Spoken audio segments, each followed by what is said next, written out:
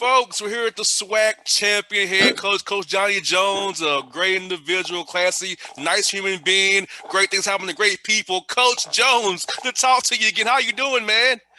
Bossman, I couldn't be better. Can't tell you how excited we are to be sitting here in Indianapolis and preparing and getting ready to be part of the greatest show on earth, and that's the obviously March Madness, and be one of the teams that have an opportunity to participate. So couldn't be more excited to be here. Coach, for you, it's your third different school taken to the NCAA tournament. That's history in my book. For an African American coach to get three opportunities to do this, three different schools, man. Coach Jones, for you, how does it make you feel knowing that you led another program to this big dance and knowing Texas Southern has been a hard year for you guys with COVID, weather, all kinds of stuff going on, and through it all, your team persevered and made it to the big dance? Well, I certainly have to say we've been extremely blessed. I've been very blessed over the years to be in good programs, to have excellent coaching staffs. Have been blessed to have good staff around me, and also players. So all those things have to really be in place, really, for you to have success. And I've been fortunate enough to do that. But this year's been trying. I've certainly had the opportunity to be in NCAA tournaments before, but this year with the COVID going on, we had a freeze in Texas that shut everything down. It messed up our gym floor to the point we had to move our last two home games to a neutral site there in Houston to get those games played. And at the same time, we had to make up games that was postponed early. And so wind up playing 7 games in 14 days toward the end of the season. So we had a lot going on. So you have to really credit the character of our young men, what they've gone through, the way they've done it, winning 14 of 15 of their last games, and then to win the championship there for the conference title. I think it speaks volumes about the young men that we have in our program, and it makes me excited as a coach because I know that there's still growth in these young men, and I think there's more out there for them to accomplish. And Coach, you guys won a lot. You lost one game, pretty much last part of the year. You all got hot at the right time, and being in Mississippi with that freeze, did that help you guys bond even closer together than you already are? Because I know with COVID you already bonded as well, but being in Mississippi with it freezing, the water's not working, thinking you may play, may not play, and being on the road 7 out of 14 days, playing games. Coach, that journey is one of a kind. And so for your young men, did you see them bond closer together, even with your staff, because you all are in that bunker pretty much together right there? Well, we had a choice to make. We played Grambling State on a Saturday. We left out of there Saturday evening so we could be in place in Jackson, Mississippi to play our game on Monday. And unfortunately, because the weather turned, we were in Jackson in place and could get to the school. But because of everything else that was going on, they canceled the game on Monday. We chose to stay, see if the weather would break a little bit. We did. Went over and practiced that Tuesday morning. And then they called us after we finished practicing and told us that they were going to have to cancel the game as well because they couldn't get the administrators and the people to work the game that night. We still couldn't get out of town, but the game was canceled. So we were there to that Thursday. So from Saturday to Thursday, we were all kind of hooked up or locked up in the hotel room, same hotel. So it was either going to make or break us. And that's when I knew I had a pretty good group of guys that was on that trip. They did a great job of getting along, being locked in, focusing on the task at hand, and it really brought a lot out of our team and character because we got to know a lot more about each other during that downtime in being away. So I think it helped us at the end of the day more than it wind up hurting us. We didn't get the game in, but at the end, I think because of the 7 games in 14 days, kind of worked out in our favor because it prepared us for what we were going to have at the end of the season. Playing a very difficult and challenging schedule in our conference tournament, playing Alcorn, Jackson State, who was undefeated at the time, and then coming back with Prairie View, another undefeated team. We had to be conditioned to be able to play those games, and that helped us to be able to accomplish that. And Coach, against Jackson State, what a way to get 350 in your career. I want to get 350 because, Coach, I'm not gonna lie to you. I was scared for you.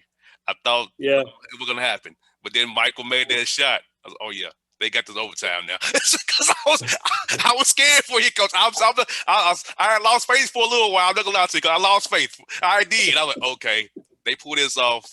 They got it, but he pulled it off. I'm like, yes, but what a way to get 350, Coach, in the Bartow Arena down in Birmingham.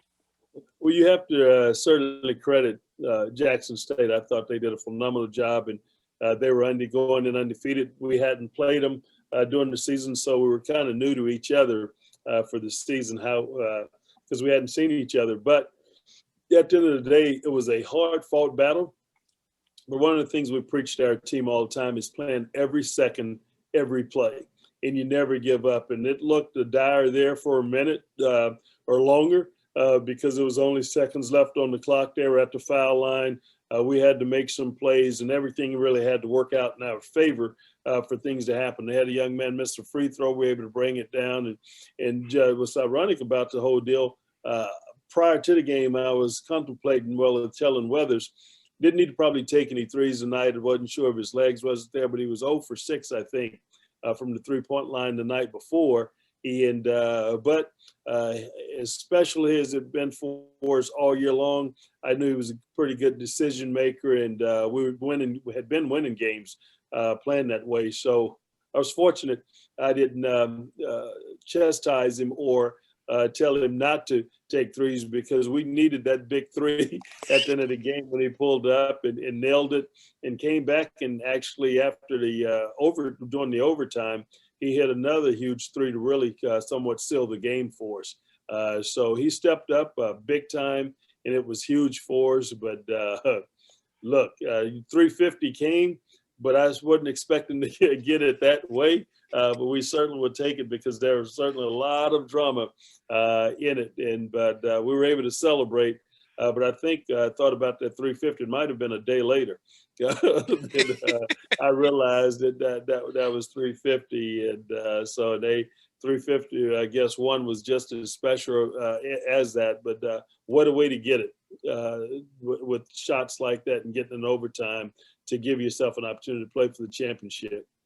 Yes, indeed, Coach. And just think about, I feel like, Coach, it loosens you guys up against your rivals, Prairie View, Right. because we all know that's a rivalry. When you all play, it's a rivalry. Right.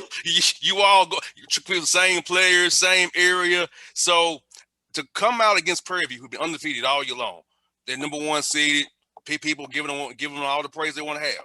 But you all, that's your rival. So I feel like that was just what was going to be, because you all played the last tournament that when your first year there, you all played.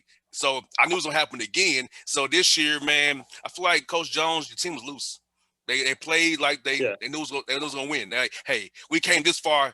We got off the hook. We got our jail free card, Mike Weathers. Let's get the job done. So did you feel that watching your team play against Prairie View, that, hey, my guys are loose, they're locked in, and they're ready to take this title? I think locked in will really be it, because I think our team have a great deal of respect for opponents, and especially in this league. It's a tough league. You've got really good coaches, really good players in the league, and you have to prepare and be ready. And I think our guys was really, really locked in for the game, and had a certain edge about them because we didn't want to go in with too much swagger and come out of there with a stagger by getting popped and knocked out. So I thought those things were good for us. So it helped our kids in their preparation. But it's I guess kind of unique in a sense, playing in this league. I've been a head coach, and I was a player at LSU. I was an assistant at LSU for a long time, and we consider Kentucky. I guess we're in Louisiana and can kind of consider Kentucky a rival, because they were really the top team in the conference year in and year out. So that meant really they was everybody's rival. It's almost like Alabama in football in the SEC. Mm-hmm. People say, everybody want to beat Alabama. I didn't really get a true feeling of what a real rival was until I took this job at Texas Southern. People told me about it. We talked about Prairie View and Texas Southern, because the two teams are practically almost in the same city. And so you have some built-in things that are there, and people are on edge for that game. It's a huge game because all your fans can come from Prairie View because of the proximity of the school, and that is it. So when you talk about a natural and a true rival, Texas Southern, Prairie View, because of the proximity, certainly invites that, and it's really exciting. And like I've been other places and other schools and coached in other programs, and you can say you've got a rival, but heck, they may be 5, 6, 7 hour drive or something. So fans not showing up. But this is different, and you feel it, and your fans feel it, and the city feels it. So it's a good thing, and we're excited that we were on the positive side of that rival the last game.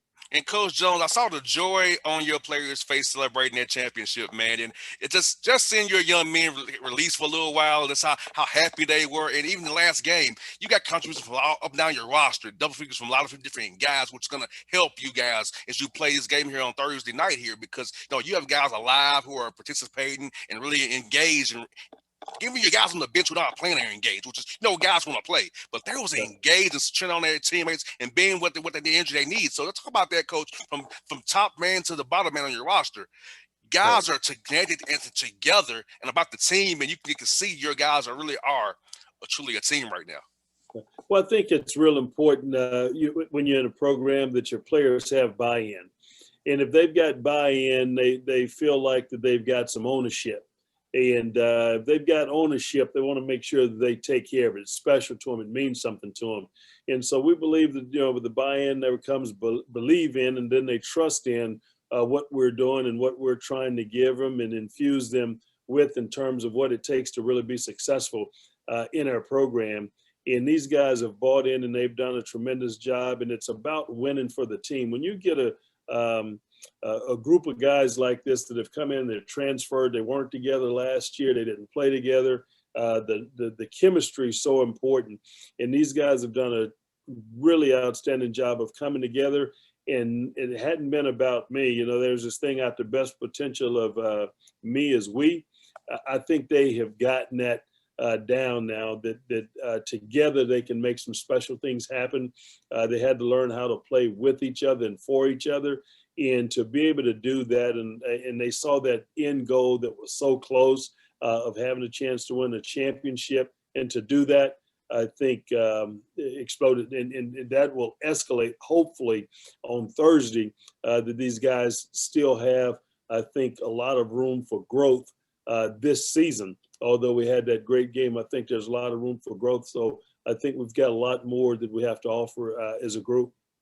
And defensively, Coach, I'll tell every young man who I talk to who plays ball, hey, if you defend every night, you have a chance. Because if you get in their bodies, contest every shot, make it hard on them, fight over screens, do what you got to make it hard on them. Give it energy and effort, you can win. Because it's make or miss. You're not going to make every shot every time.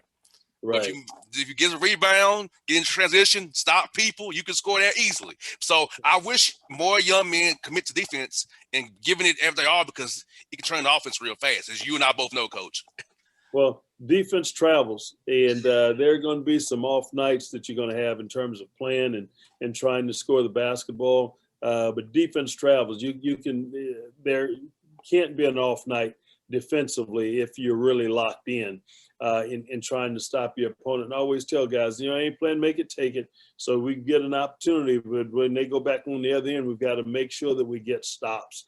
And these guys have done a tremendous job of that. It hadn't been easy, but I think they've taken pride in defending, because we talk about rebounding the basketball and getting stops. And I think that's important. I think we led the league in terms of rebounding as well, which is important. And I told them if we can lead the league in rebounding, get to the foul line and take care of the basketball, some great things can happen for us. And out of our last 14 out of 15 tries, we've been successful doing that. And these guys have done an incredible job. But if you've got to defend, and I got a group of guys that are extremely capable in doing that because of the length, the quickness, the physicality that they have, the ability to play with, have made this team special.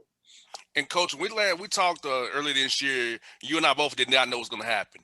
So talk about the support staff around you, the people we don't see, the administration at Texas Southern, the compliance people, academic people, trainers who helped keep your team safe and keep you guys safe and sound, because this year's been a wild year for everybody involved. And to make it to this point, Coach, with all the things you had going on around you, for you and your players and your staff around you, it's feel good for you all to know all their hard work and sacrifice paid off. We get to go to Indianapolis for this great opportunity, once a lifetime thing to do, and go to this tournament and have a chance to win a game and keep on going and represent the SWAC, taking Southern Houston the way you all do down there for those people in that great state of Texas. Well, it all starts with the administration and the support there. And I can just tell you this, it's second to none. We have a president there at the university. He loves basketball. He's obviously an academician because of the seat that he sits in. But at the end of the day, loves sports. We've got a tremendous VP of athletics and our athletic director, and Kevin Granger, who was a former player, whose jersey actually hangs in the ceiling there in the arena in which we play. So you know he's a big basketball fan. He loves all the sports, but we don't have everything. But I can tell you what they will do. They will exhaust everything that we do have to try to make sure that these student athletes are provided the best opportunity that they can get. And so these young men understand that. So their way of giving back is to make sure that they exhaust and do everything that they can to leave it out there on the floor, because they're getting it back from our administration. And our administration is really second to none. I mean, with this COVID thing, you know, football season was moved, soccer season, baseball, everything. So everybody's really had to be pulled in different directions and really exhausting their time and energy on a daily basis. But you would be hard pressed to find somebody without a smile on their face when they're working and at their basketball games and having a chance, and we're out there winning, and because they're all a part of this. You know, we're not separate. We obviously out there kind of on the front line, but everybody that's a part of this and us winning, it's really connected, and we really take that to heart. You know, I was very fortunate. A couple, I guess, last night, received a call and grabbed the phone, and wasn't familiar with the number, and it was close to midnight. I picked up the phone because I didn't know if it was something connected to the tournament, and it was the mayor of Houston calling. Wow. Sylvester Turner, just to congratulate us, one, and just talk about the impact that these young men have made on the lives of so many people there just in the city, the way that they've conducted themselves, the way that they've played. And so it's up to us to make sure that we continue to represent that university, the city, and the community in which we live the right way. And our guys going to certainly make sure that they do that. Oh, there, but Coach Jones, you know, I'll be cheering for you guys, man. You know I will. I want you to get that W. I want you to keep on going, man, and shock the world, Coach. I'm praying for you guys, and I'm rooting for you. As you already know, Coach. I love you guys, man, down there in Texas Southern. I love it. Man, I really appreciate it, and thanks so much for your time. And you obviously do a tremendous job, and I appreciate you having me on. We're Anytime, excited, Coach. and I love being here and being a part of this and getting their message out. And you do a great job of helping us deliver it. So I appreciate you. Thank you so much. Anytime, Coach. You be blessed. Talk to you real soon. Have fun today in practice, man. I know you can't wait to get on that floor, man. Absolutely. Thank you, and go Tigers. Yes, indeed. Be blessed, Coach. See you soon, buddy. Okay. Blessings. All right.